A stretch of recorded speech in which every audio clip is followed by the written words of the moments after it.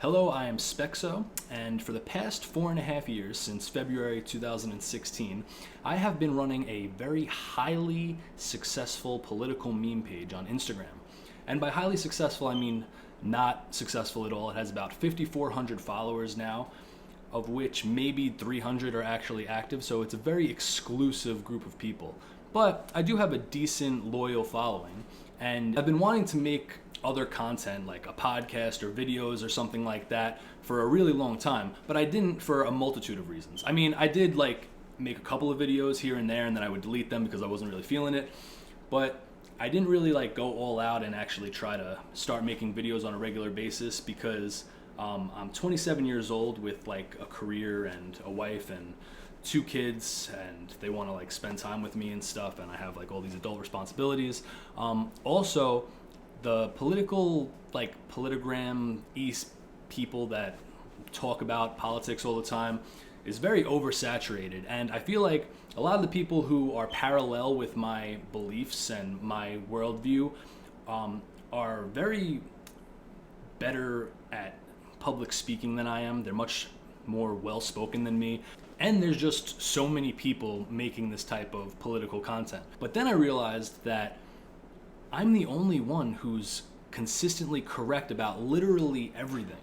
Like I'm literally never wrong. And if I am wrong, it's only because I don't have the proper information, and once I learn that information, then I become correct. So regardless, I am never wrong. And also, the more people, regardless of how oversaturated the market is, the more people talking about the types of things that I intend to discuss, the better. Because I think more and more people need to talk about things like traditionalism and virtue and nationalism and things of that nature. And as you can see, the MAGA hat is back on. I know there's some confusion with some of my followers who haven't been following me for that long, whether or not I support Trump or not. I was highly critical of him in 2018 and 19, and I still have a lot of critiques against him, but I am full-blown back on the Trump train, and this hat is like kryptonite to leftists and Wignats, so I think that everybody should be wearing it unless you're an enemy of America. So I think what I'm gonna do for this first video is basically just give an overview of my worldview, of what I believe in, and then talk about how I got to the point that I'm at now and how I developed these views, because it was definitely a long journey. And I am definitely not the same person that I was even a couple of years ago. And I continue to change as I learn more and more things. So this video will probably be pretty long because it's gonna be like an introduction. And then anytime I make videos, it'll probably just be like a 15-minute rant or something like that. I'm gonna try to be able to upload them on Instagram, on IGTV, so I have to try and keep it under 15 minutes, but this video will probably be super long. But I'll post the full length of all my videos on my Telegram, which is in my Instagram bio. All right, so let's go over what my current views are. Firstly, I am a Catholic extremist, or I think a zealot is a better word. As you can, she's awesome. I really like her. And I think that everybody should be Catholic so that they don't spend eternity burning in hell. Don't get me wrong, I think that for the material political goals that we have, we need to unite as Christians against our common enemies. And then once we win, then we can just convert the Protestants at sword point, or send them off to sea or something like that. But for right now, we definitely need to unite. And I have plenty of friends that are Protestants, and we get along when we're not talking about religion and theology, because when they try to talk about theology, it's basically like a blind person trying to describe colors. But for right now, we definitely need to unite as Christians to attempt to push for our common goals and interests as Christians. When I post anti-Protestant things, you may feel compelled to respond or try to counter-signal me. I don't have time for that because you're wrong and I'm right, because I believe in the true religion, and you're on like a one-way ticket to hell. So don't do that. I mean, we could still be on the same side for right now or whatever, but like don't try to like tell me why Protestants are better than Catholics. And I'll explain a little more in depth when I go into my religious journey, why I chose Catholicism over Protestantism. But yeah, just I block people for such petty reasons. And if you like my content, don't start commenting things that are anti-Catholic. That's like the first thing that I look for if I post a Catholic post, if somebody tries to say, well, actually blocked, like don't even try it. Which might be a character defect. Don't get me wrong, I'll have a conversation with people if they have questions about my faith, but if they just try to tell me that I'm wrong about something, especially from a Protestant's perspective, then you're most likely going to get blocked from my page. Secondly, I am a nationalist. That would basically describe my political ideology to a T. You can call me a paleo-conservative or whatever. I don't have a problem with that word, but I think nationalist better describes my positions in full, meaning that I believe in the nation and that every policy and everything that our government does should be to the benefit of our nation over everything else. We should put our nation first. I'm not a civic nationalist. You can call me an American nationalist, but I'm definitely not a civic nationalist. Civic nationalist believes that the people are interchangeable and that if we're just under the same constitution and the same abstract ideas of liberty and freedom, then the people and the population don't matter. And that's clearly not true. People are not interchangeable.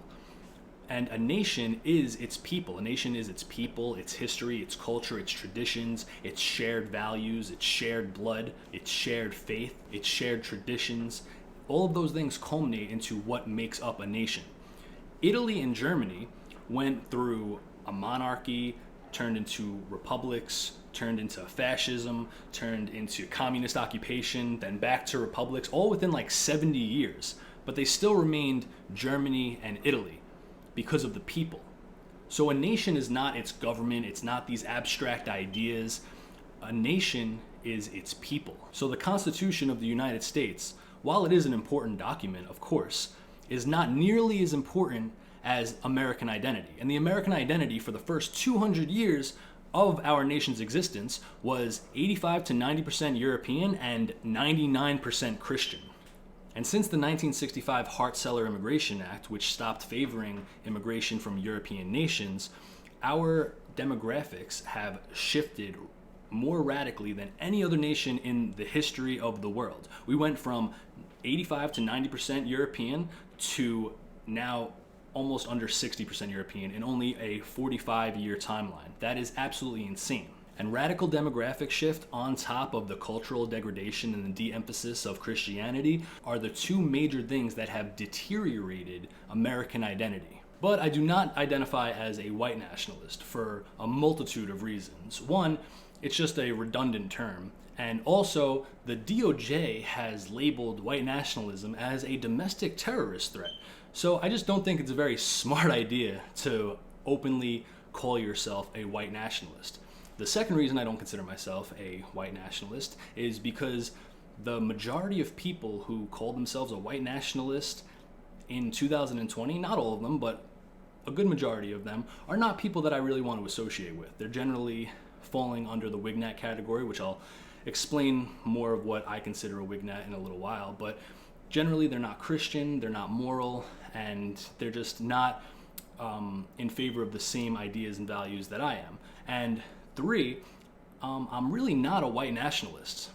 Now, while I think that demographics and race and homogeny are incredibly important, and ethnic and cultural homogeny are one of the main ingredients for a prosperous nation, of course, but I also don't think that race is the end-all be-all. A lot of these white nationalists think that if we just had a white ethno-state, that everything would be amazing and fixed. We could still keep all the liberal policies and republicanism and all these things that eventually led to our decline. But as long as we're white, everything's going to be fine. And that's really not the case, because if you look at places like Iceland and Japan, which are basically completely homogenous countries, they are plagued by degeneracy. Iceland has a homosexual prime minister, the abortion rate is through the roof, and they're having these like gay pride parades that are even more degenerate than New York City, where they're painting the streets rainbow, and they're having pictures of Jesus Christ blaspheming him as a transsexual. And then you have Japan, which the pornography is insane, with like octopus and other animals and vending machines selling used women's underwear, and the birth rate worse than almost any country in Europe. So clearly, homogeny, while a necessary ingredient to a prosperous nation, is not the end all be all. And furthermore, it's just not a realistic goal at this point. I personally don't think that's an immoral goal to have, even though a lot of people do. I just think that, one, it's not the answer to our problems, and two, it's just completely unrealistic. And I feel like that's a giant problem with a lot of these LARPing people on social media talking about politics and stuff like that, where they're talking about their esoteric niche ideologies that are basically just meme ideologies, and they actually believe that they're going to accomplish these goals with the political system that we currently have. And they don't understand that you have to live in reality and have a realistic expectation of what is currently possible and what is not. Like, for example, like if I had my way, if somebody gave me ultimate power over the world, right, or over the country, I would make a Catholic monarchy. But that's not realistic. So I'm not going to describe myself as a monarchist, because I know that that's never going to happen and you sound retarded. Don't get me wrong, I fully believe in race, and race is extremely important, and I believe that God created the separate races with distinct biological and behavioral characteristics that each race is more likely to be predisposed to. And I also believe that every racial group has the right to advocate for their group interests and to preserve themselves and to be around their own people if they so choose. I am completely in favor of freedom of association, which we clearly don't have in this country anymore. That being said, acknowledging group differences in behavior and different biological characteristics does not mean that I hate anybody. I do not hate anybody on an individual level because of the group that they belong to. You can be critical of certain groups based on the characteristics that are dominant in those groups, but I think that having blanket hatred over people is just immoral and stupid. But the only racial group that is actually facing oppression in America in 2020 are white people. Birth rates for white people are below replacement level, and that's in all European countries except for Muslim Albania. Meanwhile, whites are the only racial group that aren't allowed to advocate for their group interests, while every other race is encouraged to promote their group interests. You have things like the Black caucuses and Asian caucuses, Hispanic caucuses, the NAACP, you have Jewish organizations, you have the ADL, the SPLCU, Zionist Organization of America. You have all these different advocacy groups and scholarships for specific races except for whites, and the only people that aren't allowed to have those organizations are white people. Also, if you want to talk about systematic oppression that people love talking about so much, the only group systematically oppressed in America are white people through affirmative action, which chooses purposely to hire non-whites over whites despite who's better qualified for the job. And you also have things like diversity quotas. And then furthermore, you have programs and education and the media promoting these ideas that white people are oppressors and evil colonizers, and they're raising minorities to grow up to hate white people. And as the demographics shift and white people become a minority in the country that their ancestors founded, they're going to become a hated minority. And if this trajectory continues, we are either going to head towards spouts of racial conflict, which you're already starting to see, and we're going to become, in my opinion, probably a mixture of Brazil and South Africa, where white people are going to start condensing into certain areas of the country, and they're just going to be hated and probably killed at will. And of course, the media is not going to cover it. So yes, race is an important issue, but like I said, it's not the end-all be-all. The three major ingredients that I feel are needed for a prosperous nation are: 1, ethnic and cultural homogeny; 2, Christianity being the foundation of your values and principles; Catholicism, of course, but we could just say Christianity so we don't scare off all the Protestants, but real Christian values and principles; and 3, a government that preserves your nation and puts your nation first and preserves the culture and the traditions and the people. But the biggest topics that require immediate attention, that don't get enough attention, that need to be talked about, of course, if I had to pick like the 3 biggest things that we need to discuss, it would be big tech censorship, where these big tech organizations are working in collusion with each other and basically have a monopoly over the information that gets out to the masses, and they all have similar agendas and are responsible for what people know at all times. If we don't fix that, then everything else falls apart. because if information can't get out there, then we're never going to push our interests in the correct way. Secondly, as I mentioned, demographics are like the biggest thing that needs to be addressed, or else we don't have a nation. The term nation comes from the Latin word natio, which means native, people of.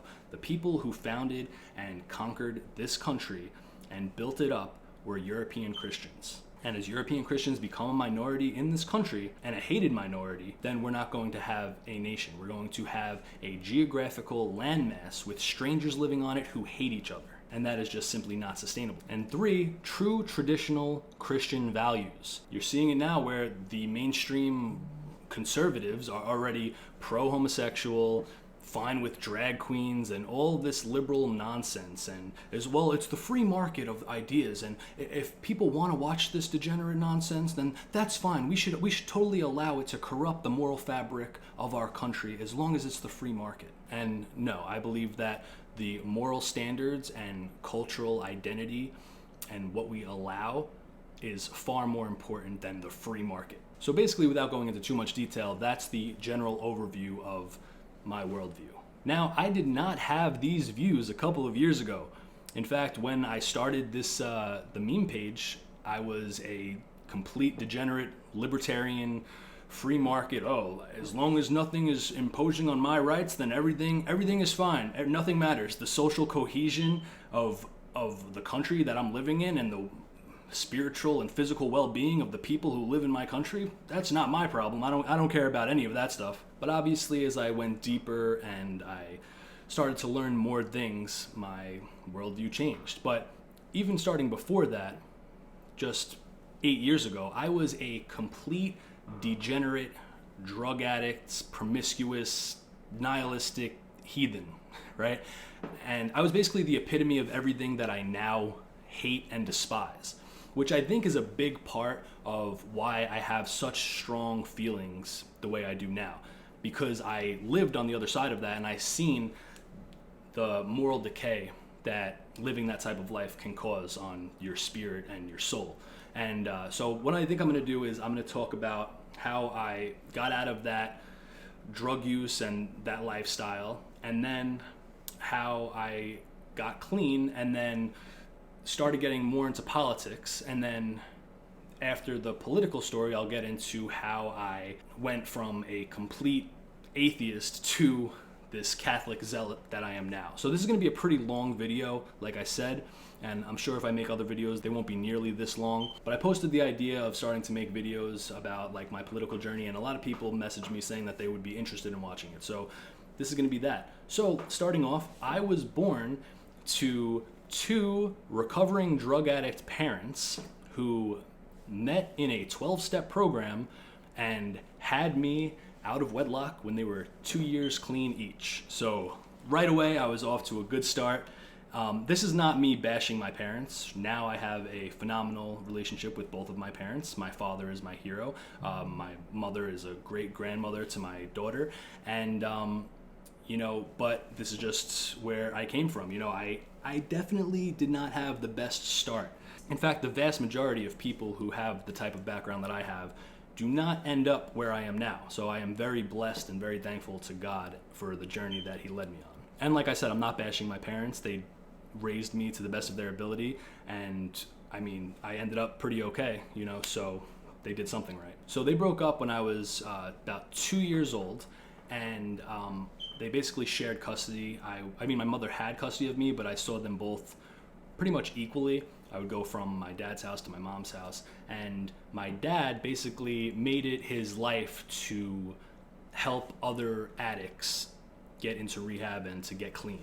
And my mom kind of went off and did her own thing. She was really into like the fitness industry. She opened up an aerobics school, and she had a lot of ventures in like health and fitness. She never really, she drinks now, but she never started doing any hard drugs or destroying her life again. My dad is completely clean from everything for 30 years now.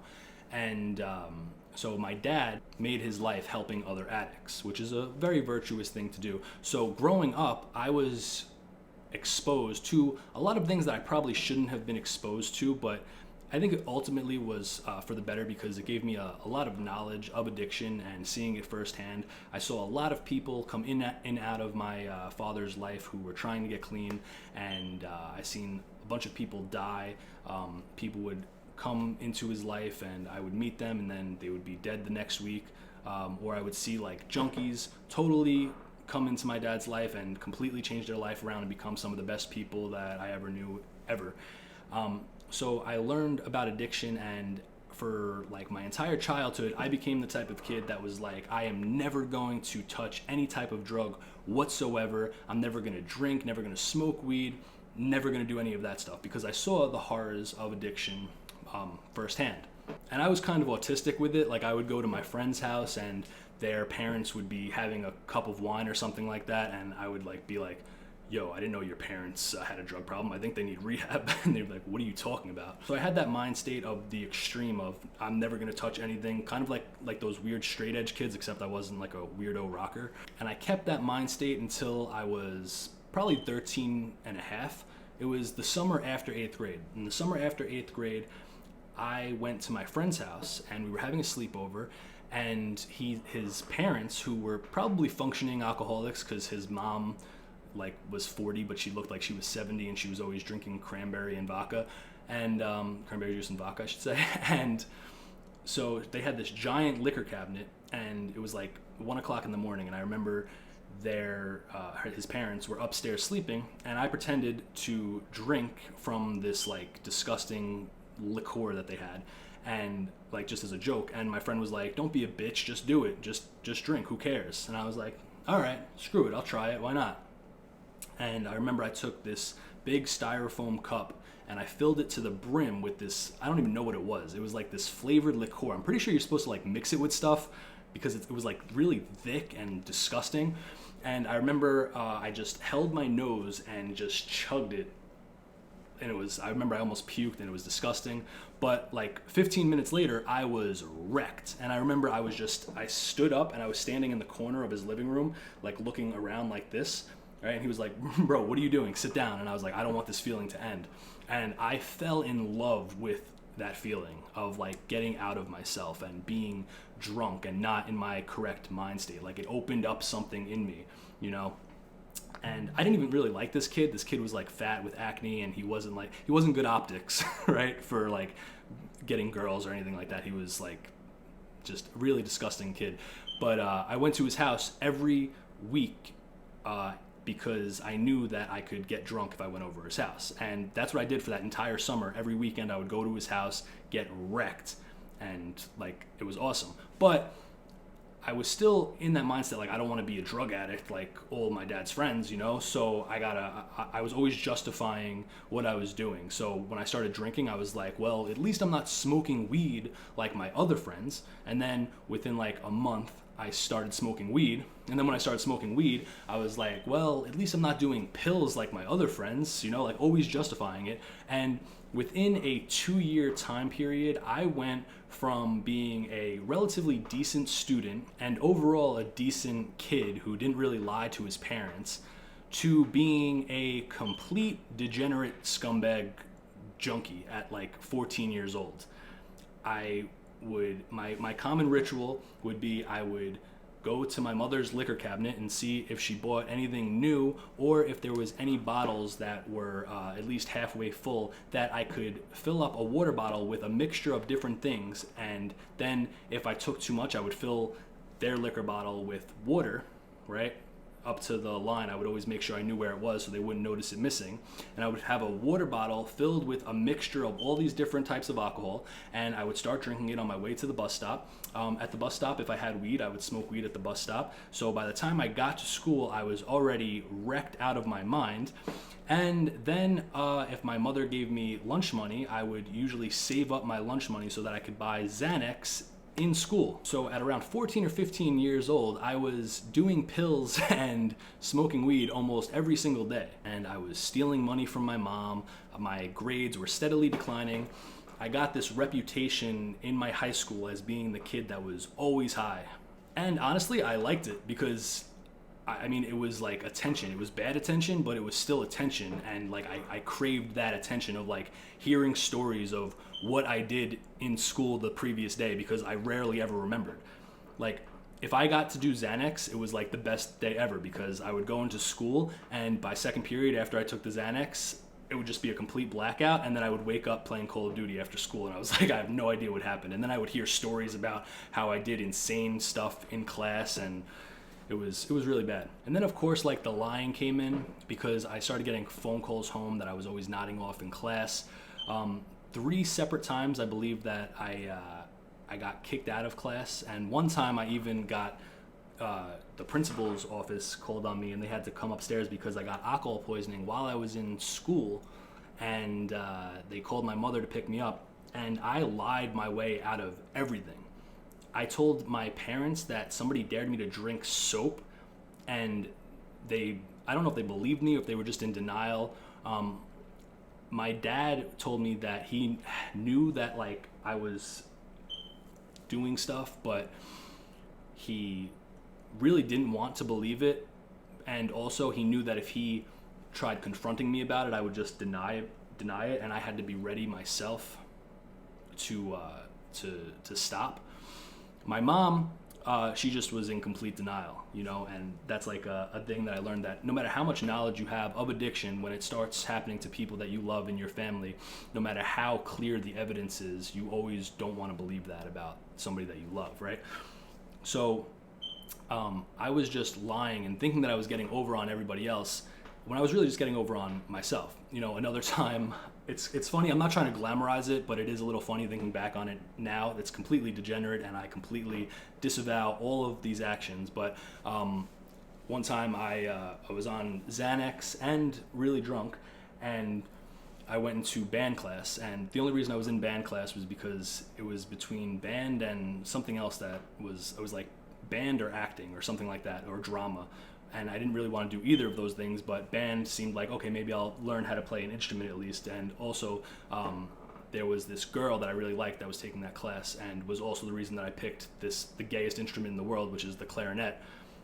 Didn't learn anything, but anyway, that's besides the point. So I was in band class, right? And I was wrecked, and there was there's this thing called the ligature, which is like this wooden thing that goes on the tip of the mouthpiece of the clarinet, and it makes the sound, I guess, with something with the air. I don't really know how clarinets work, but we would always get a bunch of ligatures because they would constantly break. They were like this little wooden piece that you clip on, and I guess I couldn't find my ligature, and I stood up in the middle of the class, right, and I said, "Where's my ligature? I can't find my ligature," screaming, right, and everybody was like, "Bro, what is wrong with you?" And the teacher was like, "All right, well, go get it. It's in the back of the room. There's a box of them." So I went to go into the back of the room, and I tripped over somebody's backpack and elbowed this girl in the face. And apparently her face like exploded, and she was just bleeding everywhere. Not a good look. Everybody was like, "What is wrong with this kid?" Right? So the other teacher came in, because I guess she heard the commotion, and my teacher was like, "Take him out of here," or whatever. "There's something wrong with him." And by the way, I was really, really fat at this time, right? Like morbidly obese, right? Since then I've lost like 80 pounds and gained more weight and lost, like, my weight fluctuates like Oprah. But at this time I was super, super fat, right? And so this other teacher takes me out of the class, and she brings me into her office, and she's like, "Did you eat today?" And I was like, "No," right? Like all messed up. And she was like, "Okay." So she brings me a bag of pretzels and an iced tea, lets me drink it and eat it, and just sends me out of class, right? And I was like, I was high still, but I was like, how did I just get away with that, right? And then I come into class the next day, and my friend's like, so the teacher is saying that you have an eating disorder. And I was like, what? So she thought that I was lightheaded and acting insane because I wasn't eating enough, and that I had an eating disorder, and she did not think that I was on drugs at all. She just thought that because I wasn't eating, I was messing up my brain or whatever. So I went completely along with it, because I figured it was better for people to think I have an eating disorder than for people to think that I have a drug problem. So for the rest of the year, she would always be like, "Did you eat today? You're eating, right? And we're not gonna starve ourselves anymore, right?" And I was like, "No, no, I'm over that. No, of course not, right?" Mind you, I'm only like 15 or 16 years old at this time. And finally, it got really, really bad, or this was like the straw that broke the camel's back, I guess you could say, was I went to my friend's girlfriend's Sweet 16 party, and all I remember is that I walked onto the party bus and started taking shots. Not sure if I took any pills or not, really don't remember. And the next thing I knew, I woke up the next morning in my friend's basement, and my head was pounding, and I walked into the bathroom and I looked in the mirror, and from here all the way down was just completely purple and blue.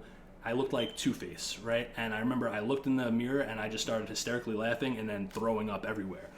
And turns out, still don't know what the official story is because multiple people tell me multiple different versions of the story, but turns out that while I was on the party bus, I allegedly either bumped into this girl or grabbed her butt or did something inappropriate to this girl. Some people say that I literally just bumped into her and she just overreacted because she was drunk, and other people said that like I grabbed her butt. I have no idea. I really don't. But that led to her punching me in the face, and then I just sat down because I guess I didn't even really understand that she was punching me in the face. And while she's punching me in the face, and then her other friend came over and started punching me in the face, and apparently I was looking up at them and I was asking them to get me another drink while they were punching me in the face. And then I guess they stopped punching me, and then I passed out. And then I guess she called her boyfriend, and when the party bus stopped, her boyfriend and his friends came on the bus and punched me in the face multiple times. And then the bus driver kicked them out. And then when they woke me up and I got off the bus, and her boyfriend punched me in the face again. I don't remember any of that, right? But I clearly got punched a couple of times because my face looked like a war zone. I had like broken blood vessels in my eye, and it was really bad. And so I told my mom and dad that I got into a fight, and that was it, that I wasn't drinking or anything like that. Turns out that one of the girls who was punching me in the face, her father was friends with my father, and my father ended up calling him, asking what happened, and he said that your son was wrecked and bumped into my daughter or my daughter's friend, or grabbed her butt or something, and her boyfriend and his friends came on the bus and beat him up. So that was it. Like, my dad had like all the evidence he needed, and he basically called me up and confronted me because he had like substantiation to back it up. He said, "I know that you're drinking, and I'm pretty sure that you're doing pills and all this other stuff too." And he was like, "Just admit it to me."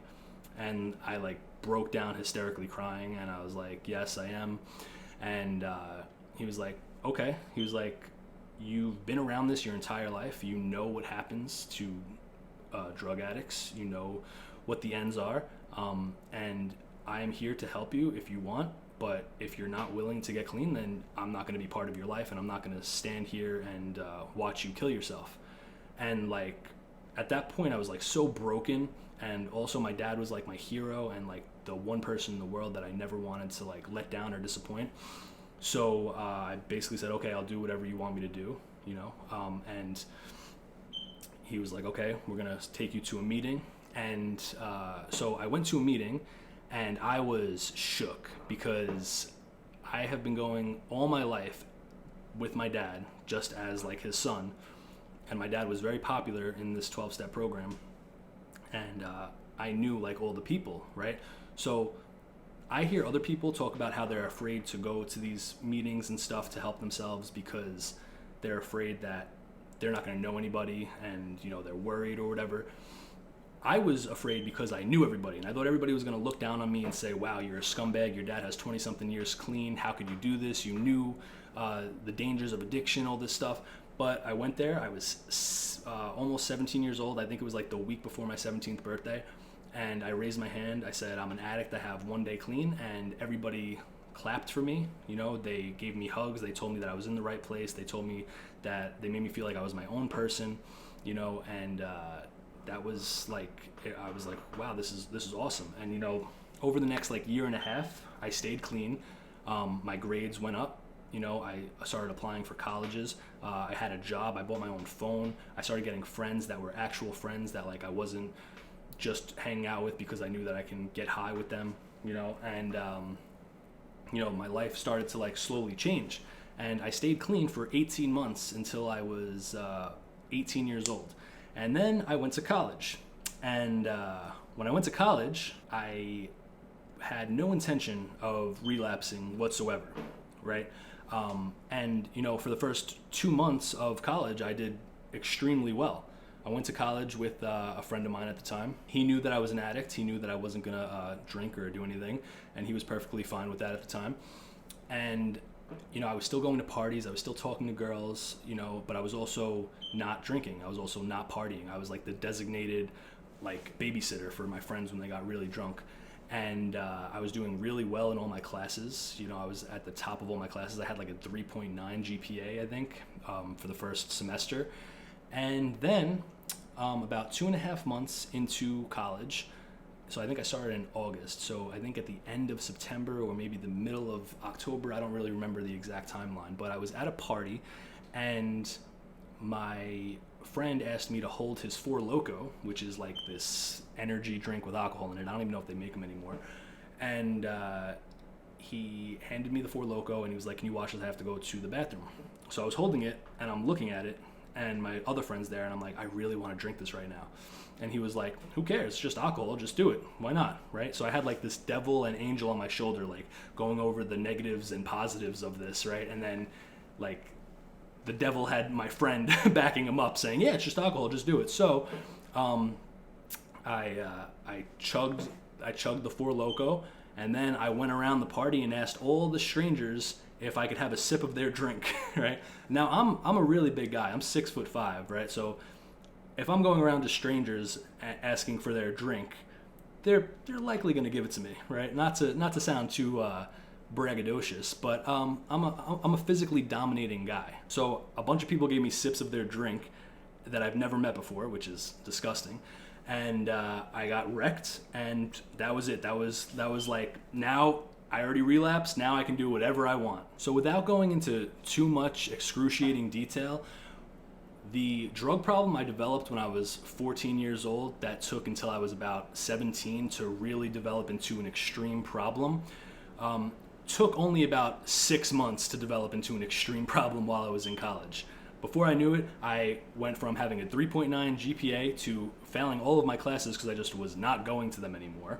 I failed my first semester of school and they wanted to kick me out. I had to write this big letter and get these people to sign it. I think I had to get like a priest to like co-sign this letter that I totally made up. Like, it was really some scummy stuff I did to get back into college. But I started lying again. I would call my dad and my grandfather up for money for textbooks, but I would really just use it to buy pills. I overdosed in college and woke up in the hospital. They had to pump my stomach.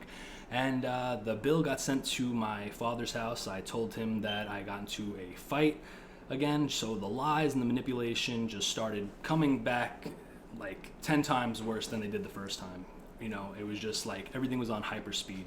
And also, I'll get to this more later, but I was really into atheism at this time, right, which just accelerated my nihilism and hedonism, where I didn't care about anything and didn't think that there was any real consequences, and I didn't think that there was actual morality. I thought that right and wrong was just subjective, and I thought that everything was pointless, so I might as well just do whatever I can to make myself feel good all the time, and that nothing matters, so who cares? So that was definitely a large contributor to keeping me in this decadent lifestyle. So eventually I failed out of college, and when I went home, I somehow got a job at a carnival, and I immediately found a Xanax dealer there, and basically it was like I was working just for the drugs. I would literally get my paycheck and give him my paycheck, and then he would give me drugs, and it literally became like I was working for the Xanax, because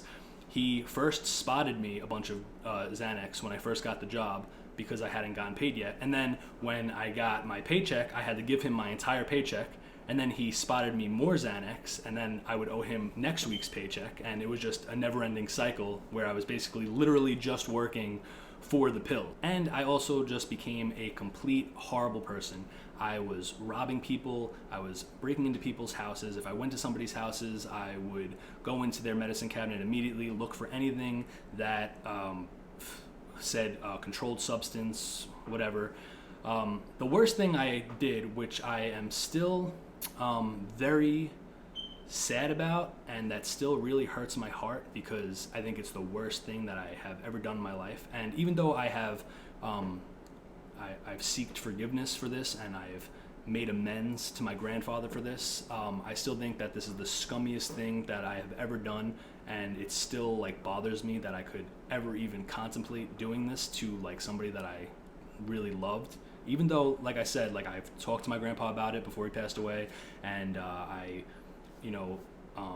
did a lot of good things for him afterwards, but I still think this is the worst thing that I ever did, and it's even hard for me to even talk about. But I was over his house one time, and I went into his medicine cabinet, and I found a bottle of Valium, and I was just going to take a couple at first. I took a couple, put it in my pocket, and then went back, took another couple, like 5 or so, and then I realized, it would make more sense if he just misplaced the bottle instead of realizing that there's so many missing. So I just took the bottle and put it in my pocket, and then an hour later, my grandpa started like putting his head down, and he was crying, and I was like, what's wrong? He was like, I can't find my medicine. I get these really bad headaches, and I need my medicine. And I helped him try to look for it while they were in my pocket, and I let my grandfather just suffer while the pills that he needed for his headaches were in my pocket. So that is I'm sure I've physically hurt other people. Like I was getting into fights and I was robbing people, and I was just a total degenerate scumbag. But the fact that I could do that to my grandfather, who I really loved and who was one of my like childhood heroes, really hurts my soul. And it also shows me how horrible addiction is, that it can just completely destroy all morals that you have, because I could never picture doing something like that today. I could never picture hurting somebody that I love like that, But like I said, when I got clean, I completely made amends with my grandfather. He ended up getting Alzheimer's, and I moved into his house to take care of him, and I took care of him for almost a year and a half. So I definitely made up for that, but still the fact that I could ever do that, even though it was almost 10 years ago now, still like breaks my heart just thinking about that. Anyway, I ended up overdosing 3 separate times. One time I ended up in the hospital. The other time, my mother walked in on me. It's actually, this kind of like makes me think that like God was looking out for me, because I took a bunch of Xanax. I was averaging like 11 bars of Xanax a day, which is insane. Like if a normal person takes 2 milligrams of Xanax, they're gonna be wrecked, right? I was averaging 11 milligrams of Xanax, which is like enough to probably kill a horse, but I was like doing them for so long, and I gained up such a tolerance to them. But I did like 22 that night for some reason, because I didn't realize how much I was getting. And so I did like 6 in the morning and then 6 in the afternoon, and then my dealer gave me a bunch more, and I just ended up taking all of them. That's a picture of me with Xanax in my mouth. That was the night I overdosed, and that was like the picture I had as a countdown when I first got clean, and I was counting like how many days and months I had clean. But if you look, you can see that's all the pills that I had in my mouth, and that was like 2 hours before I overdosed. So I went home, and I got a bowl of cereal, and then I went into my room, and I put my computer on, and I put music in my headphones, and I started overdosing and convulsing, and when I fell back, my headphones pulled out of the headphone jack in my computer, and the music that I was playing started blasting, and this was like 2 o'clock in the morning. So it woke up my mother, and she came into my room, and she found me on my back turning blue, convulsing, with the cereal spilled all over my shirt and stuff, and she ended up having to give me CPR and stuff, and then she like stayed awake with me all night because I was puking, and she thought I was gonna like choke on my puke, and really bad stuff. Also to note, in the middle of all this, my dad knew that I was doing drugs and kind of called me out on it. Like I went to a meeting because I was still trying to keep up this front that I wasn't doing drugs, even though everybody knew that I was doing drugs. And he basically like came up to me and he was like, when you want help, I'll be here for you or whatever. So I knew that meant that he knew that I was high. So I went to a meeting and said that I had a day clean, and then I just left the meeting. And then he called me and he was like, so are you gonna try and get clean? And I was like, nope. And then he was like, all right. I hung up on him, and I didn't talk to my dad for like 9 months. So when I overdosed and my mom had to give me CPR and stuff, she ended up calling my dad and like saying, there's something wrong with him. He needs help, whatever. Anyway, long story short, I ended up going to rehab, and then I came home, and because in rehab, I thought that I knew everything, all the readings I already knew. I thought I was like a big shot. I was like correcting the speakers that they would have come up there. Like I would be like, you're using the wrong terminology. We don't use those words, like a pompous retard. And, she was like, yeah, but you're in rehab. I'm clean. Right. So I got out of rehab. I relapsed the day I got back. And, it was just a constant like flow of just decadence and degeneracy. And eventually it got to the point where I lost all my friends. My girlfriend at the time completely broke up with me because I showed up high too many times. Me and my best friend, he scummed me over. That's a total another story. And I was basically all alone. Failed out of college. And then basically my mom and her husband had enough with me because I got fired from my job. So I was basically just doing nothing but trying to mooch off of my mother as long as I could, and anytime she would give me money, I would get drugs with it. I was still stealing from her, and I was just like not a good person. And it got to the point where they finally kicked me out of the house. I basically had to leave right away. I got a bunch of garbage bags and filled up the garbage bags with clothes, and I left, and I was homeless for about 6 hours, and then I was like, all right, I gotta figure something out. So I called my dad. I was like, hey Dad, so I'm homeless, kind of need somewhere to stay. And he was like, well, what do you want me to do about it? Are you still using drugs? What's your plan? And I was like, I'll do whatever I have to do. I don't want to be homeless. I have nowhere to go. So if I could please stay with you, I'll try to get clean and, whatever. So that was basically like the condition where he was like, all right, you can stay with me, but you're going to go to meetings every day and you're going to stay clean. And if you use, you're kicked out. And my plan was, all right, I'm just going to do this for like 2 weeks or whatever. And mind you, this was like after I had gone through severe withdrawals in rehab, because that was another part of the story that I kind of left out, was that when I got to rehab, right, first of all, I was on so much Xanax that they needed to put me on this other medication to make sure that I didn't go into seizures and convulse. And then when I went into the detox program, right, I told them that I was taking way more drugs than I actually was, so that they would give me more drugs to get me off of those drugs. So I was basically completely wrecked on like a severely high dose of drugs all throughout detox, so that those drugs are supposed to like wean you off and try to make the transition into being completely clean much easier than just cold turkey. But because I lied about how much drugs I was taking, they gave me severely more drugs, which made me get addicted to those drugs. So when I got into rehab, I was going through the worst withdrawals I ever went through in my entire life. Anyway, so now after I went through all these withdrawals and stuff like that, I wasn't really using as much drugs. I was still using here and there, but because I had no money, no job, I wasn't using as severely. I would smoke weed once in a while. If I could get some pills, I would do it, but I wasn't like physically as addicted as I was. So when I went to my dad's house, it wasn't too much of a struggle to stay clean, even though my mental state was horrendous and I kind of wanted to die. So I figured I would go to my dad's house and stay there for like 2 weeks until I could figure out a way to get a job and get out of there and use successfully until I died, basically. And that didn't happen. What ended up happening was a series of weird events that I could only explain as being of divine intervention, because if anything happened in any other way, I would have ended up going back to using immediately and ended up dying because I had no desire to live. I was convinced that I was going to die by the time I was 25. And basically, I got arrested while I was clean because I got into a fight over a girl. And that basically made me stay clean for like 6 months while I was on probation.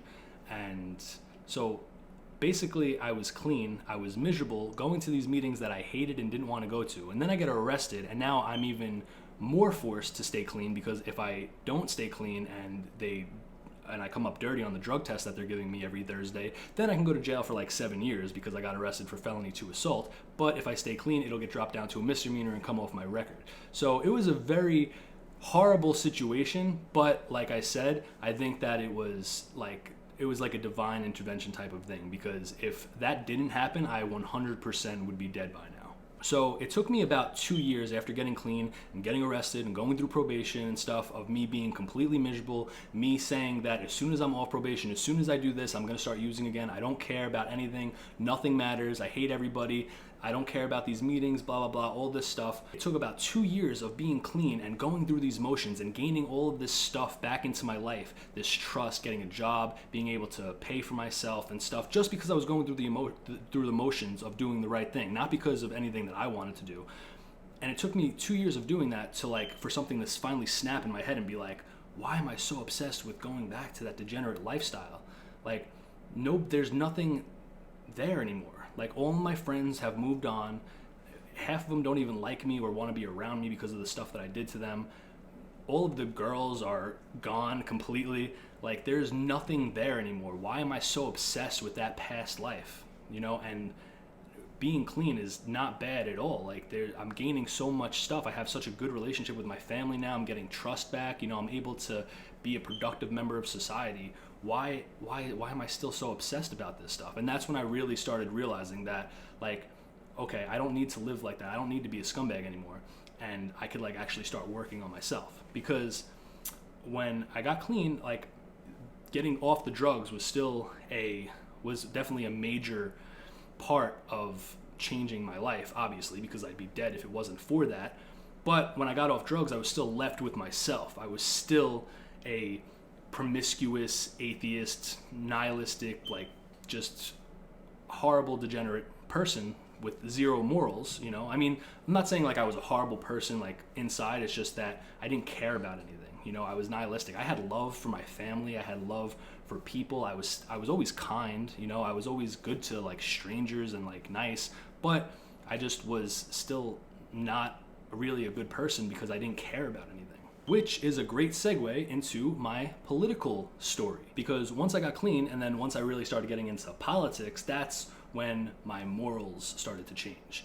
So backtracking on my political journey, I grew up knowing a little bit more than most people my age knew about politics. I was always aware of who the mayor was and what was going on, and this was largely due to the fact that my father's mother, my paternal grandmother, was very political and very involved in the community, and she was a completely traditional Catholic conservative, very based considering everything else, super based. She would tell me things like the reason that the Bahamas gets so many hurricanes is because they practice voodoo and don't worship Jesus Christ, which I always used to think was hilarious, but now I'm like, yeah, you're absolutely right. That is probably why they get so many hurricanes. But every time I was going over her house, she was watching Fox News or something and talking about politics, and I was always interested. So I was always relatively politically aware. But as I got older and I got into my more degenerate lifestyle of drug use and promiscuity, I stopped really caring about politics as I got more into hedonism and nihilism and just wanting to feel good and thinking that nothing mattered. And I think that nihilism and degeneracy basically made me a libertarian, because once I got clean, my political views were still the views that I had while I was doing drugs in college, where it was just let me live my life, let me do what I want to do, and as long as I'm not hurting anybody else, then nobody could have a say over what I do. And that's basically libertarianism in a nutshell. And once I got clean and I started getting a little bit more into politics, that was basically how I felt. I considered myself a center-right libertarian. Ironically, I ended up feeling that both political establishments were corrupt and funded by the same type of people, and that our system was all political theater to make us think that we have a choice on how our country goes, and that it really does not matter. Voting is a sham and all that stuff, which ironically is pretty much how I feel now. Like, don't get me wrong, I think that we have to vote for Trump, and there is obviously a better choice than the other side, and we have a much better opportunity, which I'll explain in either at the end of this video or later. Don't get me wrong, I'm not saying that voting is completely pointless, but as far as my feelings towards the political establishments on both sides, I feel exactly the same as I felt as a libertarian, just for completely different reasons. So then 2015 comes, and that's when Donald Trump announces that he's running for president. And I did not take it seriously at all whatsoever. I barely knew who Donald Trump was. I knew he was on The Apprentice. I figured it was just a publicity stunt. The only other person that I knew was running for president was Bernie Sanders, and I knew nothing about him. The only thing that I heard about him was that he was completely funding his own campaign, which really attracted me. I didn't know anything about his policies or anything like that. I really didn't care. The fact that he was funding his own campaign and it seemed like a completely grassroots movement made me feel like he actually cared about America, and that he actually wanted to do the right thing for America, because he wasn't accepting funding from any outside lobbying groups. Like I said, that kind of parallels how I feel about politicians now. But once I learned about his policies, because I remember talking to my grandmother, I was like, Bernie Sanders seems pretty cool, the fact that he's funding his own campaign. And she was like, he's a communist. And then I looked into his policies and realized that he's absolutely insane. So I immediately stopped supporting him. Not that I ever really supported him, but I'm just saying that was the first person who I realized was running for president. Plus, I was on Reddit all the time, and Reddit was really shilling Bernie Sanders when he first started to run. So that was probably another reason. But like I said, I knew nothing about his policies. Then all of a sudden, Donald Trump was just everywhere. And I was like, why is everybody talking about this guy? And everybody was saying, oh, he's a joke, he has no chance at winning. And I was like, yeah, I agree, but like, if he's such a joke and he's not a threat, then why are you giving him so much media attention? Why are you talking about him so much? So then I started looking into his policies, and there was a lot that I agreed with in terms of trade and putting America first, building a wall, securing our borders. Even as a libertarian, these things seemed like they were important issues to me. And I also found out that he wasn't really accepting lobbying funding for his campaign either, which also further attracted me. And then I started watching his campaign speeches and his rallies, and saw the way that he was talking. And it was really impressive to me that he was able to give these like 2-hour long rally speeches without a teleprompter and without using any verbal crutches. That's why there's so many cuts in this video, by the way. It's because like I constantly stumble over my words and have to repeat things. I am not a very good public speaker whatsoever, and that's what I mean when I say that other people are much better spoken than me, because if you can speak for a very long period of time without using verbal crutches like or stuttering or tripping over your words, I find that very impressive, and that's a sign of high verbal IQ. And Donald Trump definitely has that, and that was very impressive to me even back then. And also just the way that he was talking. He wasn't politically correct, which I was constantly sick of. I always used to make like edgy jokes that not because I really cared about the subject matter that I was talking about, just because I knew that it would offend people, and I thought offending people was funny. And then when all this like intersectional, transgender, political correctness stuff started happening around like 2012, I despised that. And the fact that somebody that was running for president was talking like a regular person and talking about things that actually mattered, like radical Islamic terrorism and getting illegal Mexicans out of the country, I was like, this guy is awesome. And from there, I basically became a Trump super fan. And I started like studying all of his policies and all of the things that he was saying, and I became like a professional Facebook debater against all my libtard friends about Trump. And I was just a complete Trump apologist and would just defend everything about him to everybody. I went to a bunch of Trump rallies and stuff, and I was just super into Donald Trump. Like that became that was like my identity. Like I was always wearing my MAGA hat, and that's around the time that I started the meme page. It was called Big Daddy Trump at the time. But I was far from being like red pilled. I was still a degenerate libertarian, and the first thing I think that really red pilled me, and by red pilled I mean like where I started going down rabbit holes. Like, you know, I knew some things about like biological racial differences and stuff like that, and like certain conspiracy theories about like the Illuminati and all that stuff, but I was nowhere near able to articulate my viewpoints with actual information that could back those claims up as well as I am now, right? So I was basically just very surface level on a lot of things. But what really kind of jump-started my red pill journey was, obviously I noticed that there was a liberal bias in the media. Obviously I knew that they were lying or misrepresenting certain information about Donald Trump to try and push an agenda and try to persuade people to vote against him. And I noticed this, anybody could notice this, right? But what I didn't understand was how deep it went and how disgusting the media is as a whole. And I didn't understand that until it happened to me firsthand. So I went to a Trump rally and I wore a rubber Trump mask. And it was a free rally, but I couldn't get in because too many people showed up before me. They were waiting online for like 8 hours, and I showed up. So I ended up having to wait outside of the Trump rally with the crowd who was chanting like Trump slogans and showing signs to the cars passing by, and the media was out there, and they saw me holding up a Trump sign with the rubber Donald Trump mask on, and a couple of them came up to me and they wanted to interview me. So I gave one interview to some guy, I don't even know where he was from, but that never like saw the light of day. I looked everywhere for that, and I don't think he ever published the interview with me. But then this other girl who was from some like Ivy League college, she was like a college journalist, but it was like for a relatively popular paper. And she asked if she could interview me. So I said, okay, sure. So she interviewed me for about 20 minutes. And she asked me things like, why do I support Trump? And I was giving like surface level boomer tier answers that he's not a politician. He actually cares about America.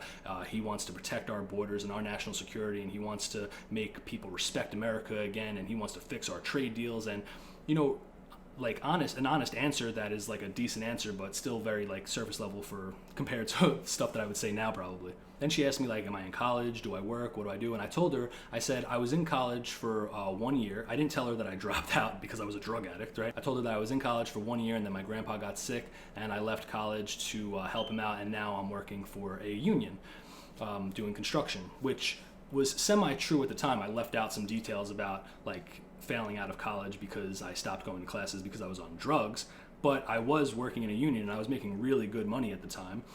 And that was just like the beginning of the interview. Then like 15 minutes later, she asked me a completely different question about like media bias against Donald Trump.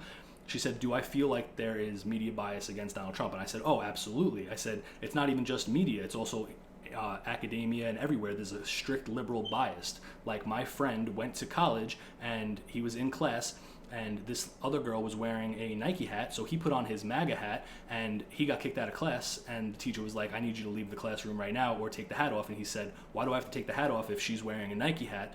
And he said, because that hat represents racism and oppression and I won't have that in my class. So I said, clearly that is a liberal bias against people who want to express their political views. Mind you, this was two completely separate parts of the interview, and the whole interview lasted about 20 minutes and we covered a wide range of things. She did not mention anything that I said in the beginning of why I support Donald Trump. The way that she reported it was Spexo, 23-year-old college dropout, claims he left college because of liberal bias. And I remember reading that and I was like, that is not what I said or what happened at all. What are you talking about? And I was like, they purposely took two separate parts of the conversation out of context and put them together to try and represent me as like a retard. And I don't know why, but that like experience like snapped something in my brain. I was like, how are they getting away with this? How are they like blatantly allowed to just lie and misrepresent everybody? And if they're misrepresenting just a random kid who is at a Trump rally, what else are they lying to us about? Turns out literally everything. So that basically prompted me to start looking into everybody that they told me was an extremist. Everybody that the media said was a racist or a fascist or an anti-Semitic or all these types of names that, oh, this person endorsed Donald Trump and he's a neo-Nazi and all of this stuff. I was like, you know what? I honestly don't believe you anymore. So I'm going to start looking into these people myself. I'm not going to take your word for it. So I started looking into all of these different people that the media told me not to look into because they were extremists. And what I found out was that the vast majority of them weren't extremists at all and were actually saying a lot of logical things that made a lot of sense and that shouldn't even be controversial. And you know what the sad part is? I can't even say the names in this video because it's it's not a good look because of just the stigma that a lot of these people have. But it sent me down a rabbit hole into craving to learn more and more different information. Now, anytime that I heard something about somebody or some type of historic event, I dug deep and did my own extensive research because I knew that whatever the mainstream media narrative was probably wasn't telling the whole story or was misrepresenting something to try to push a specific agenda or narrative that they wanted to push.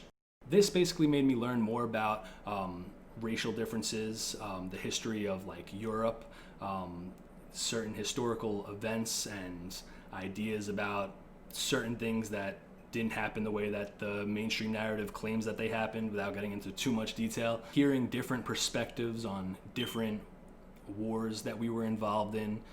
And it basically just made me holy crap, everything that I've been taught is a lie. And this was about a 4-month deep dive into all of this stuff. And that's when I became kind of like a Wignat. And I'm going to explain my definition of what I believe a Wignat is or whatever, but I was definitely nowhere near as bad as a lot of the people that I see today. But I was bad in the fact that it made me even more nihilistic than I already was. And it made me basically the type of person that was oh, there's no political solution, everything is corrupt, we need a revolution, we need to do this or whatever, we need to start telling the world all this information that we know, thinking that if you're just completely earnest and you just start telling people about these esoteric topics, just start talking about the Holodomor and all of this stuff and World War II revisionism, and that's going to get people on your side, right? Which is complete retardation. And that was basically how I felt for a really long time until I started, even going deeper. That was definitely just a phase for me. And I feel like a lot of people get stuck in that Wignat phase. And to me, what a Wignat is, Wignat, first of all, means Whigger nationalists, right? And these are people that are, they are white people who are very obnoxious and obsessed with race to the point where it becomes racial idolatry. Where they put race above everything else, right? And like I said, don't get me wrong, it's okay to understand that race is important and to advocate for the interest of your race. I don't find anything wrong with that. What I find a problem with is that a lot of these Wignats will get red-pilled and learn information about race or about historical events, and they'll get blinded by their emotions and get blinded by rage and hate and let that cloud their judgment. And then they don't know how to properly process the information that they've learned, so they just become immoral, and usually because they don't have Christian values, and they fail to understand the importance of rhetoric and messaging and persuasive language, and that if you're involved in any type of political atmosphere whatsoever, that probably the most important thing you should be worried about is getting people to your ideas.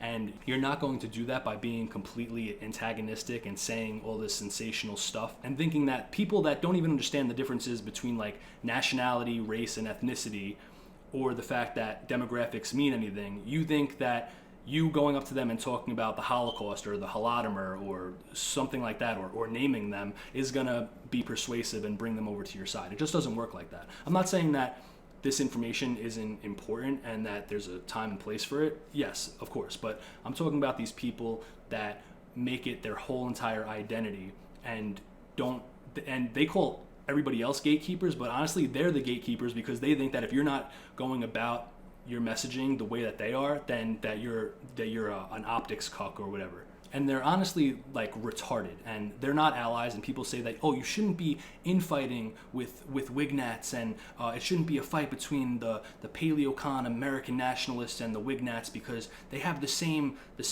interest. And that's really not true at all, because a lot of these Wignats, not all of them, but a lot of them are completely immoral and advocate for things that are completely against Christian morality, like genocide and political violence, and they're either retards or actual federal agents.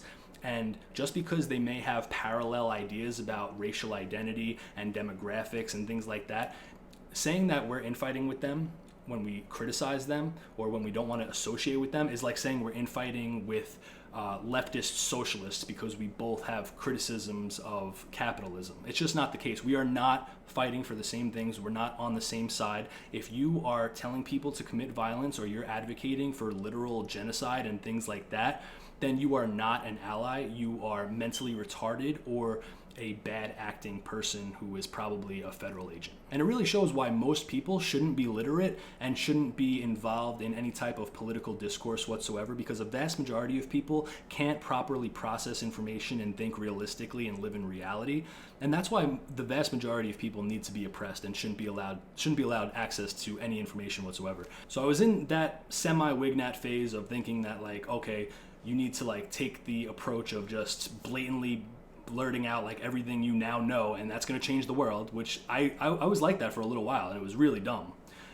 Like I thought like, oh, I have this information now, and the only reason the world isn't changed is because other people don't have this information. And if I just like tell everybody this information, they're going to completely change their mind and change their life, when that's not how people think, right? So, but that was just a phase for me, and a lot of people get stuck in that phase because they aren't. I'm not saying they're not smart. There are a lot of high IQ Wignats. They're just there's no correlation between intelligence, wisdom, and morality. So people who have the same exact information aren't going to process that information or react to that information the same way, right? So what got me out of my Wignat phase was honestly like finding God, finding religion. And that's going to be my segue into my spiritual part of my journey, which I think is the most important and the most life-changing. So I was baptized Catholic. Both of my parents are not religious at all. My father's parents are extremely traditional Catholics. My mother's father was very Catholic. Her mother, my maternal grandmother, not really religious. I know that she was Catholic at like growing up and stuff, but they're not very religious whatsoever. The only person that was religious was my paternal grandfather. So I was baptized Catholic, but I was not raised going to church. I was not raised like believing in Christianity.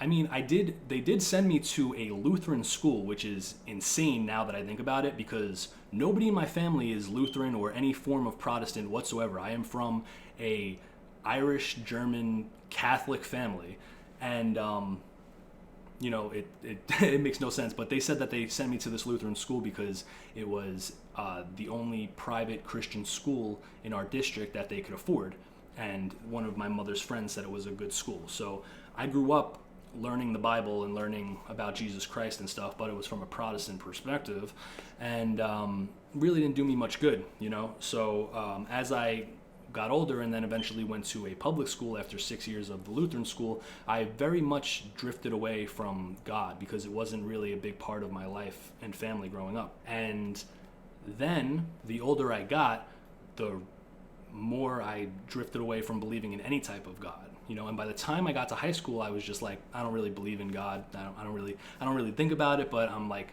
I don't think there's a God. There is no God, And then towards like my junior or senior year of high school, this is actually when I first got clean, I believe. That's when I really started getting into Reddit, which I hate Reddit now. I'm sure most people on the right the right side of politics hate Reddit. But I was really into Reddit like my senior year of high school, and what was popular then was R-atheism. And R-atheism became my personality at the time, and I became a full-blown atheist. They introduced me to Richard Dawkins and all these people, and they became like my saints, right? And I became the epitome of the stereotypical Reddit atheist who was like just like the fedora tipping, retarded, like, you believe in a higher power, like, it's just totally pompous. Like, I was the type of person that if somebody wrote on Facebook, please pray for my grandmother, she's sick, or something like that, I was the asshole who was commenting like, how about you ask us to donate to a cancer organization instead of pointless prayers that don't do anything? Like, what is wrong with you? Like, even if you don't believe in God, why are you being a dick like that? Like, that's horrible. Like, you're just a horrible person for doing that. But that's the type of person I was. And I became like, everything I posted was about anti-God, and basically most of my family on my dad's side, who are pretty religious, stopped talking to me, deleted me from Facebook because I was posting all of this atheist propaganda. And I didn't care, you know. And this also correlated with making me hedonistic and nihilistic, because nothing mattered. If there is no God, there is no consequences. Morality is subjective, all of that nonsense. And, you know, that helped propel my addiction and propel that type of lifestyle, that I just didn't care about anything, you know. So eventually, I think probably towards the end of my drug use, it might have even been when I was using drugs still, I was really turned off by this whole atheism movement, because I realized that these online atheists and this like general atheist movement isn't really about like not believing in God. It's about trying to convince other people that there's no God, and also pushing political agendas in the name of atheism. And it basically was just like a political facade and a political movement. And also, they rarely ever mocked Jews or Muslims. The main people that they mocked were Christians, and they used atheism to push leftist agendas like abortion and gay marriage, all things that even as a libertarian I was still against. You know, I wasn't really against abortion as a libertarian atheist because it didn't affect me. I said that I think it's wrong, but it's not affecting me, so I don't care, which is completely the opposite of how I feel now. And same thing with gay marriage. I didn't care about gay marriage or whatever, but like I was like, why are we pushing these agendas of this like liberalism when it has nothing to do with atheism? I thought we were just trying to tell people the truth, that there is no God, right?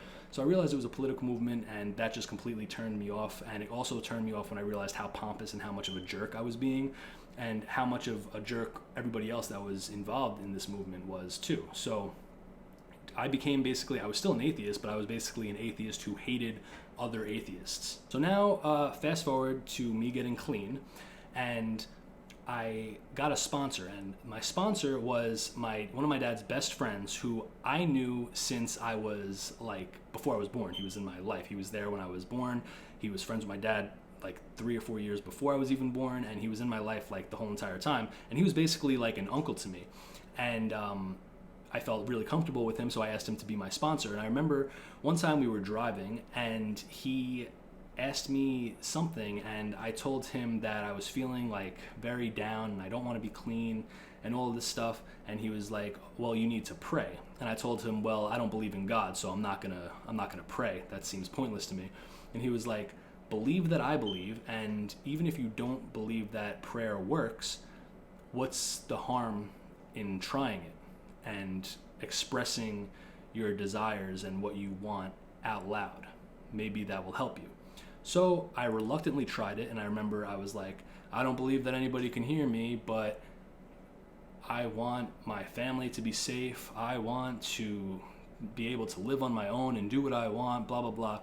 So I was an atheist who was kind of praying, but not really praying. I was just expressing my desires out loud, which actually did help, honestly. Like, just doing that like gave me a little bit of a sense of peace, and I realized that there was power in prayer, you know. But I still did not believe in any supernatural being or anything like that whatsoever, you know. And then, like, the worst thing that has ever happened to me in my entire life happened to me, which is so I had a girlfriend at the time. I had about 3.5, 4 years clean, I believe. So this was in December 31st, New Year's Eve in 2016. And my girlfriend and this kid that we were friends with, who she ended up cheating on me with, it's another story. We were supposed to meet up with my dad and all of his friends at this New Year's Eve party in Jersey that we went to every single year. I went to this party every single year since I was a little kid. It was just like a tradition, right? And we went out to eat, me, my girlfriend, and this kid. And like in the middle of it, like I was just like, I really don't want to drive to Jersey right now. We had just gotten a new dog. That meant we had to leave our puppy at home for like 3 hours. We were going to drive an hour and a half to Jersey just to stay there for 2 hours, then drive an hour and a half back. And I was like, I am really not feeling it this year. Let's just go home, watch the ball drop on TV, chill out, whatever. And she was like, yeah, that sounds good. So I called my dad. I was like, I'm not coming. He was like, all right, whatever, you know. So we dropped that kid off and we go back to our house. And then like an hour later, my dad calls me. He's like, what are you doing? I'm like, nothing. We're just watching the ball on TV. And he's like, your sponsor was supposed to meet us here. He's not answering his phone. That kid, we'll call him Jay, who was with us at the restaurant. That kid Jay is at his house. He's knocking on the door. His dog is going crazy, but he's not answering. We don't know what's going on. I need you to go to your sponsor's house and figure out what's happening. So now I'm like, holy shit, what is going on? Like, is he okay? Like, did he pass out? Like, is he hurt? What's going on? So I get in my car and I drive as fast as I can. It's like 15 minutes away. And I get there as fast as I can. I get there and the kid Jay and 2 police officers are outside of his house. And I'm like, what's going on? And Jay's like, he's not answering his phone. The dog is in there. I hear his phone ringing inside the house when I call it, but he's not answering. And we don't know what's going on. So I tell the cops, I'm like, can you break down the door? Right? And they're like, oh no, we can't. We have to wait for our chief, or we need a warrant or something like that. So I look inside the blinds, right? And I see his foot hanging off of the bed, right? And I look and I say, yo, his foot, that's his foot. He's laying in bed. Clearly something is wrong. You have to break down the door, right? And the cop's like, I can't break down the door. I'm sorry. And I was like, okay, are you going to arrest me if I break down the door? And he was like, do what you have to do. And I was like, get the fuck out of my way. So I go in there, I fucking kick the door down, and I kick it like 4 times, and the panel thing breaks or whatever, and then I push the rest in with my arm, and like I tackle the door and I fall through it or whatever, and I rush to the bed and I pull the blanket over, and he is deceased and passed away. And that was probably the most horrific experience of my entire life that still scars me to this day.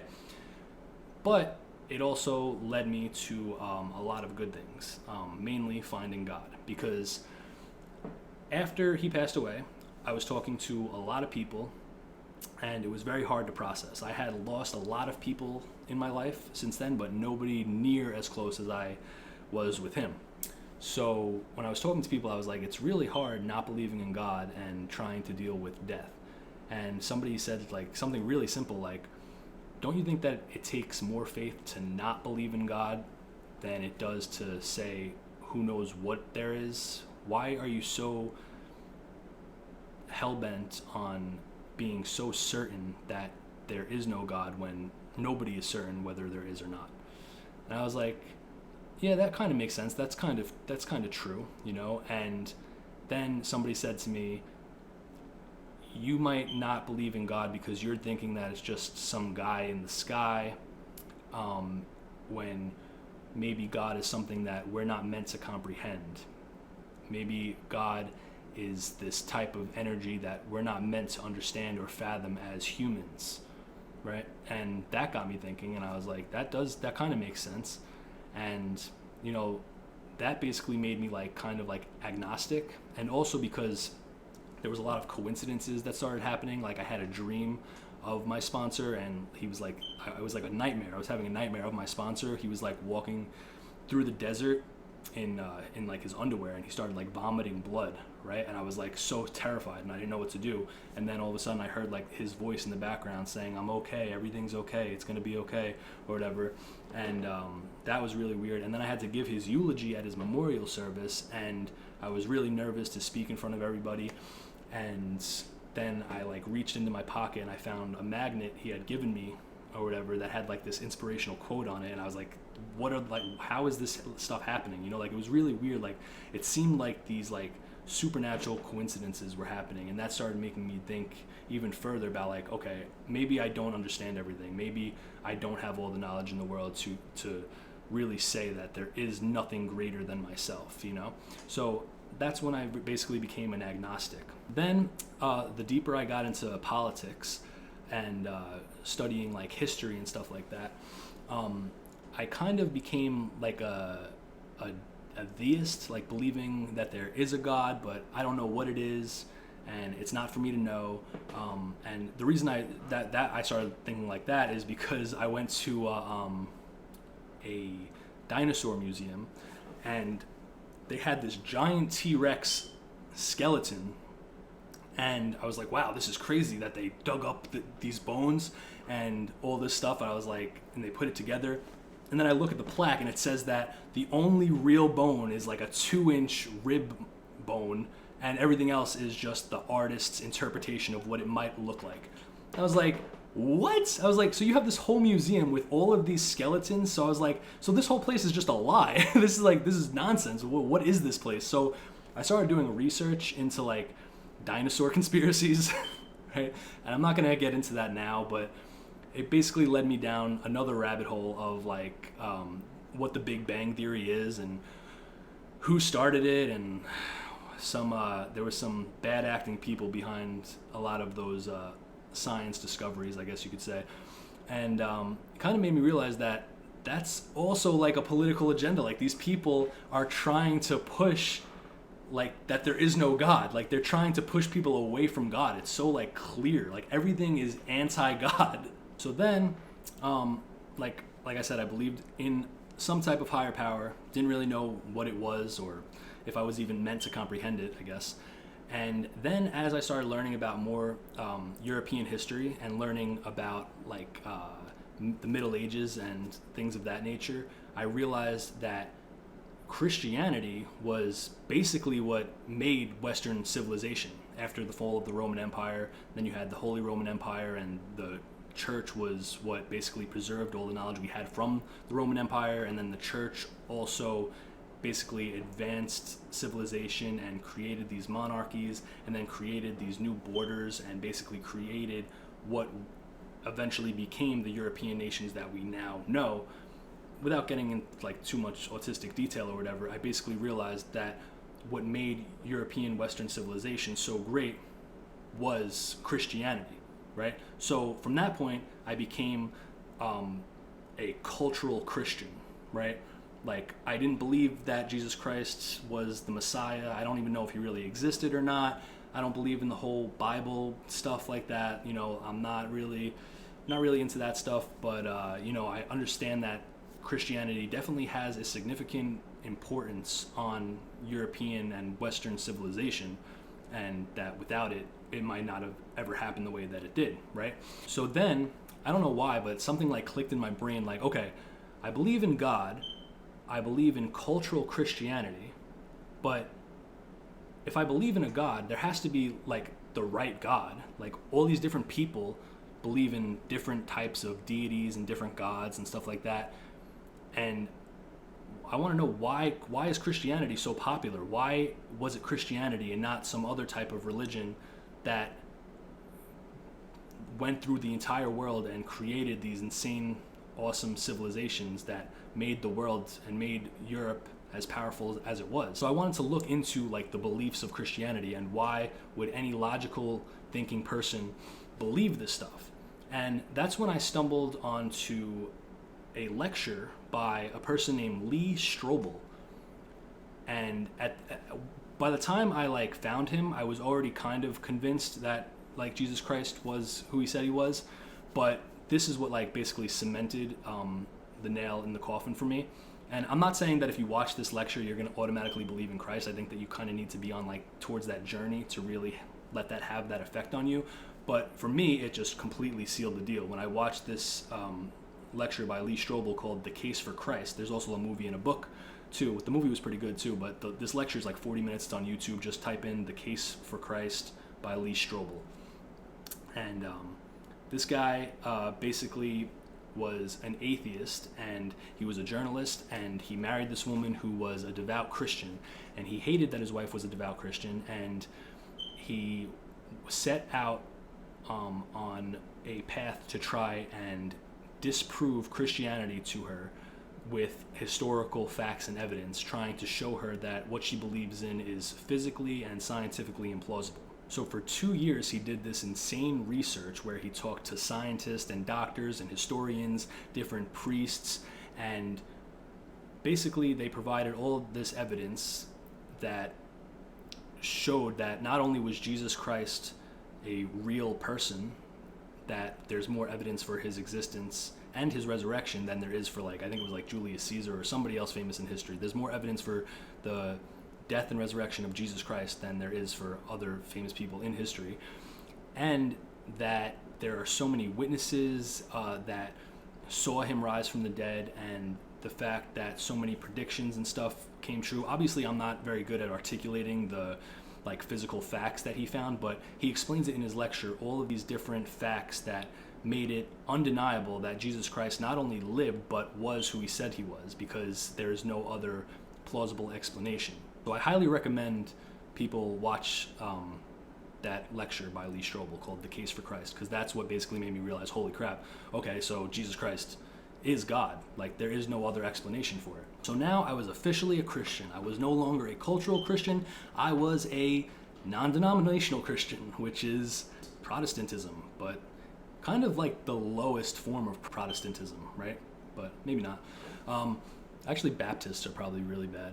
I don't know, whatever. So I was a non-denominational Christian, right?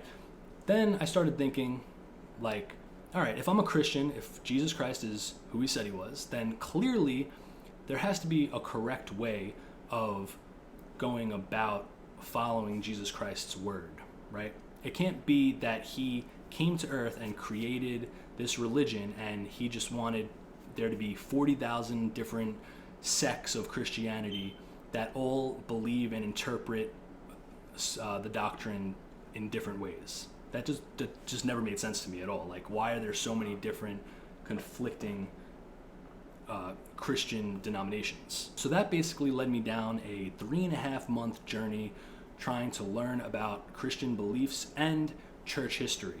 And within the first 2 hours of that 3.5-month journey, I realized that Protestants are insane and that it doesn't make sense whatsoever.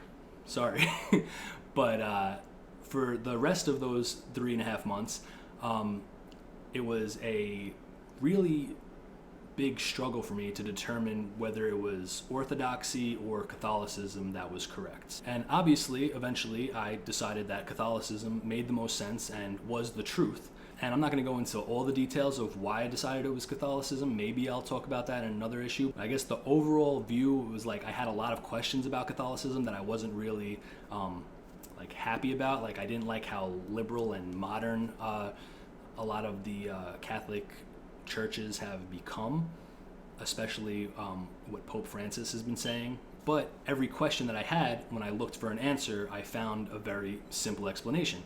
For example, why do they pray to Mary? And it was like, well, they don't pray to Mary like she's a god. She is the mother of God, and we have a prayer of intercession where she intercedes on our behalf because she's closer to God, and it's basically the equivalent of talking to a dead relative to ask for their guidance or to ask to protect you and to pray to God on your behalf. So I was like, okay, that kind of makes sense. I was like, okay, why do we have a pope? And I was like, okay, well, Jesus Christ gave St. Peter the keys to his church, and he said, on this rock meaning Peter, I will build my church and the gates of hell shall not prevail.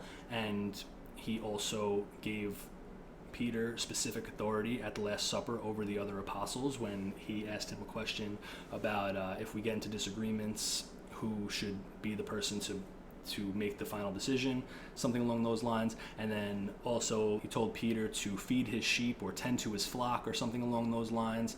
And he also specifically singles out St. Peter like 139 times in the Holy Gospel, as opposed to like only 50 times for the other apostles. So clearly he had a specific duty and role for Peter to play. And there's a bunch of other reasons about why there needs to be a pope.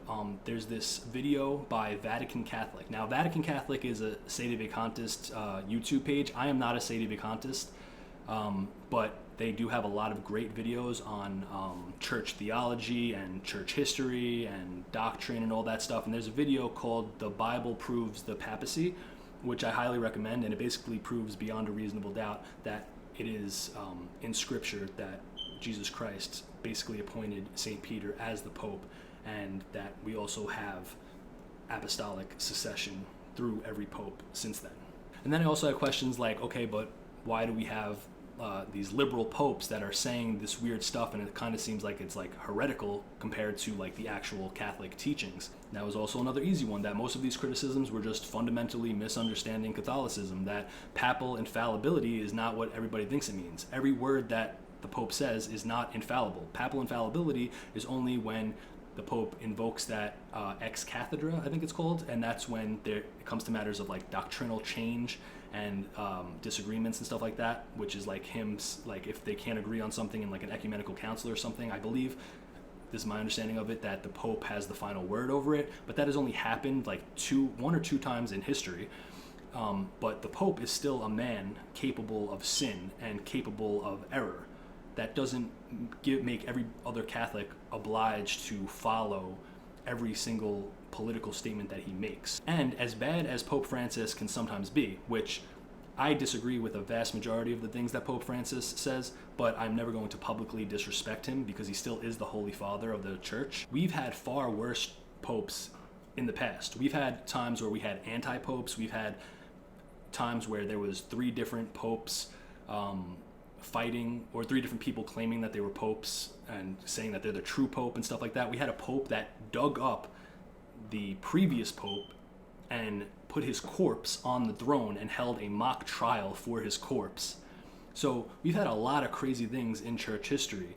That doesn't mean that doesn't negate the fact that a pope is necessary and biblical, right? And also, Catholicism is just the truth, and that's really what it comes down to.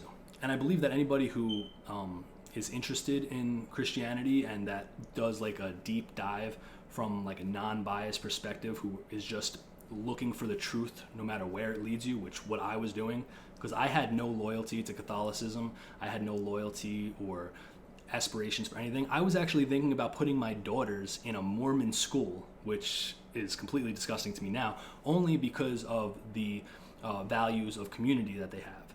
So I see a lot of people that do that with religion. They're like, oh, well, I like this religion because they have, they're in a good place right now. They're doing tangible good things in their community.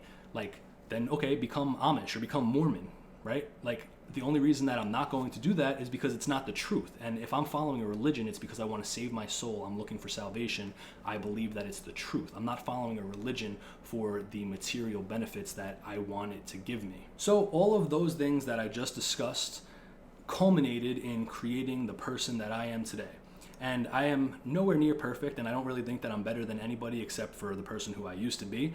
But I definitely am okay with the person I am today. I'm definitely okay with myself. I'm not a scumbag.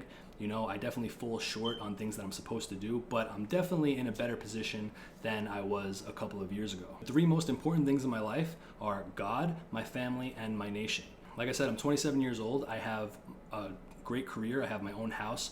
I have a beautiful wife. I have a child. I have another child on the way. Hopefully there will be more. And I am extremely happy with the way my life is going, and I feel extremely blessed. But I also understand how horrible the world around me is. And if we're going to talk about where I think the world is and where we're heading, I think that conditions are going to continue to deteriorate because of everything that I explained in the beginning. The rapid demographic shift, cultural decay, the de-emphasis on Christianity and Christian morals and values. All of these things are culminating in complete disaster. And a lot of people think that there's going to be some type of race war or civil war. I don't really think that's going to happen, at least not anytime soon. I think we're going to reach some type of boiling point, but I don't see that happening really anytime soon. I think that there will be concentrated conflicts like we've been seeing, and those will be increasing more and more. And I mean, I think that anything could happen. There could be like somebody attacks the power grid or something like that, and could be a catastrophic disaster or whatever. There's a bunch of different situations that could potentially happen, but it's really hard to predict. But anybody who is like saying that, oh, we need a revolution or we need to commit violence or something like that, that's just retard talk, okay? You're not going to take on the federal government. You are not going to do anything but hurt serious people and make things get worse for white Christians. I see a lot of these wignats, which, like I said, there's a difference between these types of wignats and the other ones.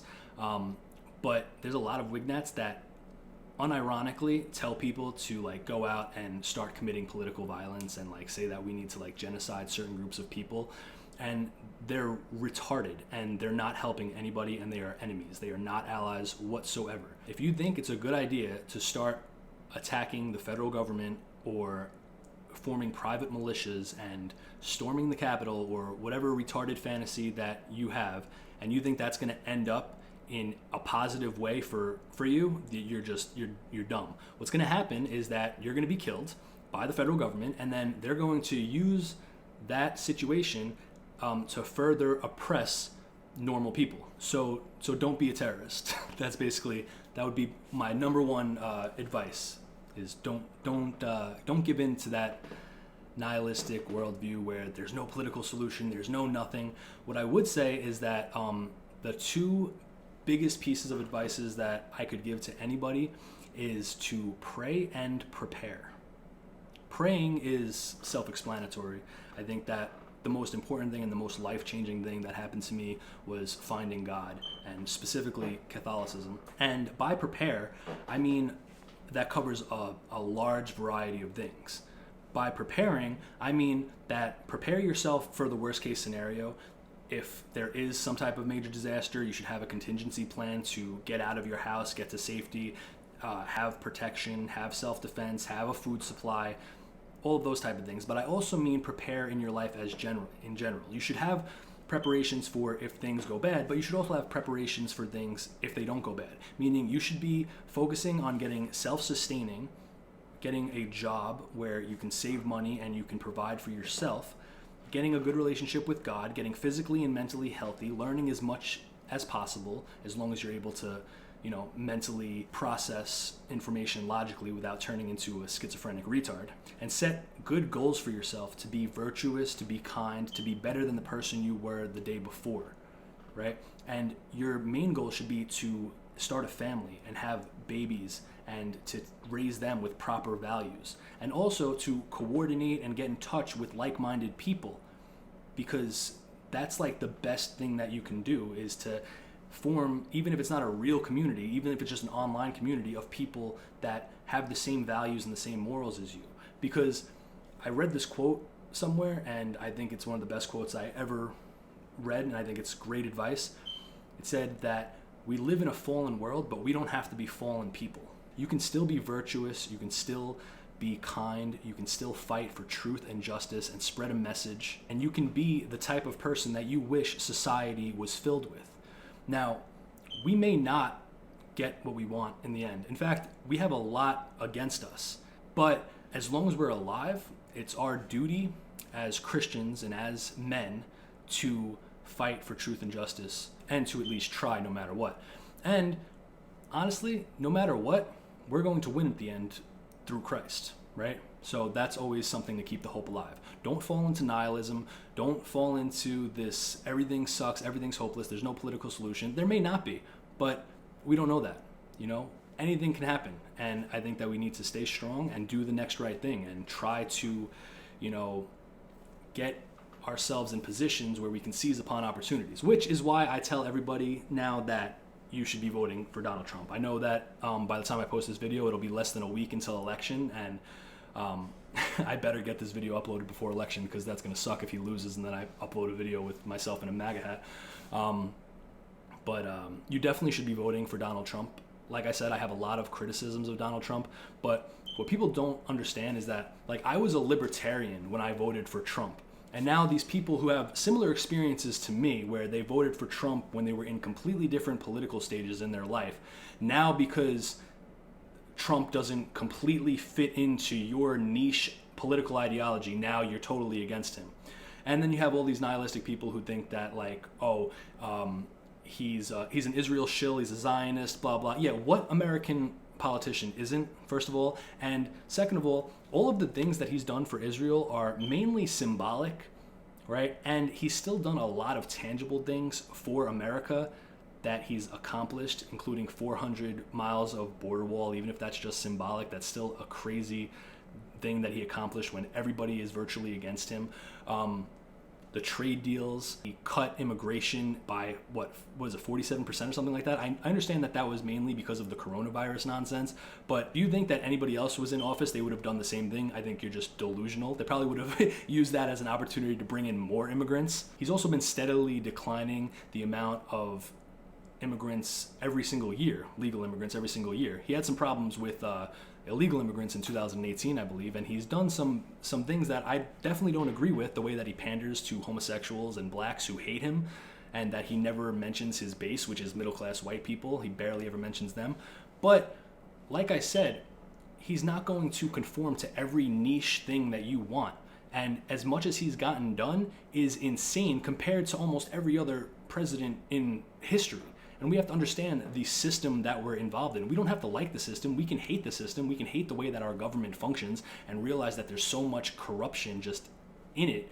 But we also have to understand that if we're going to be realistic, we have to work within the system to attain our political goals, or to at least present opportunities when they arise and seize upon them, right? And with Donald Trump, I tell this to everybody, it was never really about Donald Trump.